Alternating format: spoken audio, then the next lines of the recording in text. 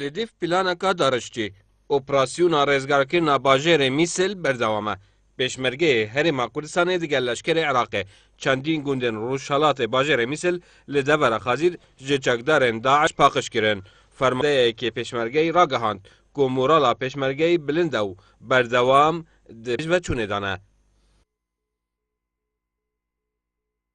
هێرشێکمان کردە سەر ئەو گوندە لە ماوەیەکی زۆر کەم توانیمان دەست بەسەر ئەو گوندەدا بگرین و ئازادیان بکەین بەڵام بەداخەوە نەخیم کامەران و لازم تارق و سێ هەواڵی تر شەهید بوون واللهی ئەوەی بە هیچ نەکرا لێشی نەدرا و هەر ئەلێرە بوون بەخۆمان هەندێک شەڕمان کرد و داعشەکان لێرە هەراتن بە هەمەر و بە ماتۆر و بە سەیارە هەراتن ئەو بچوونە ئەو گوندەی وای ئێستاوا شەڕی تێدایە. Xwe endamekê serkirdayetiya Yeketîn Niştîmanî Kurdistan ragihand rêzgarkirina devera di pişta dijminî işkenît û ve hêlên destpêkê ne yên çekdarên Daeş. Nêçî êzgar gewre bi xwênî çendîn pêşmerge tomar kira diyare jêgey dilxweşiya ka qonaxî seretayî li netûnî Daeş twanî birên lemro destî pê kir ka wî qonaxî rizgarkirinî Mûsila wata qonaxî kotayî çetekayên Daeş seretayeka bo her emro hêjî pêşmergê Kurdistan li hemû qolekانەوە bi taybetî em devere li çend gundek li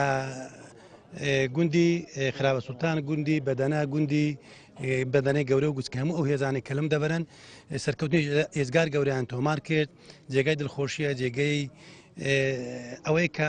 لەوە بگەین و هەموو خەڵکی کوردستانی بە تایبەتی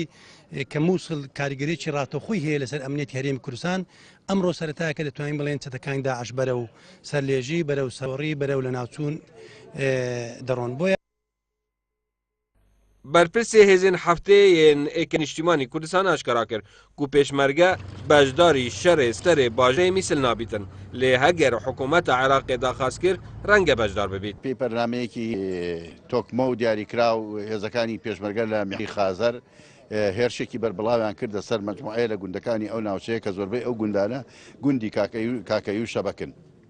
وخەتێکی دیفاعی بەهێزی داعش بوو بۆ دیفاعکردن لە مووس ئەهمیەتی ئەم هێرشبڕۆ ئەوە بوو ئەمە پێکی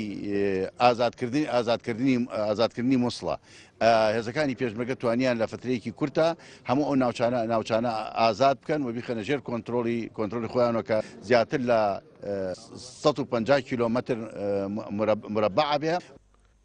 Ji çendîn aliyan ve şerê dijî çekdarên Daeş yên terorist di operasyona bajarê Mîsil de berdewam û pêşmergeyê Kurdistan û leşkerê Iraqê berdewam